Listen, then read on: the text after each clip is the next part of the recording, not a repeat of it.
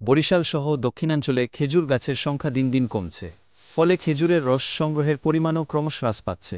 গাছিরা জানান, ইটভাটার জ্বালানির জন্য খেজুর গাছ কেটে ফেলা হচ্ছে। এছাড়া প্রয়োজনীয় উপকরণের মূল্যবৃদ্ধি ও রস সংগ্রহে বাধা সৃষ্টি করছে। দীর্ঘদিন ধরে এ কাজে যুক্ত আলী হাওলাদার বলেন, এক যুগ আগেও একটি বাড়ি থেকেই 20-30 লিটার রস পাওয়া যেত, কিন্তু এখন 5 বাড়ি ঘুরলেও 20টি গাছ পাওয়া যায় না। একই কথা জানালেন নলছিটির আলমগীর হোসেন হাওলাদার।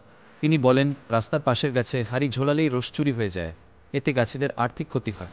এদিকে সীমা বেগম জানান, ছোটবেলায় বাড়ির উঠানে খেজুর রস সংগ্রহের উৎসবমুখর পরিবেশ দেখতে, কিন্তু এখন সেই রস বাজার থেকে চড়া দামে কিনতে হয়। গুড় তৈরির চেয়ে কাঁচা রসের চাহিদা বেশি থাকলেও নিপা ভাইরাসের কারণে অনেকেই রস খেতে চান না। সব মিলিয়ে খেজুরের রস সংগ্রহের ঐতিহ্য হ্রাস পাচ্ছে। ভিডিও পেতে চ্যানেলটি সাবস্ক্রাইব করুন এবং পাশে থাকা বেল আইকনটি প্রেস করুন, যাতে নতুন ভিডিও আপলোড হলেই নোটিফিকেশন পান।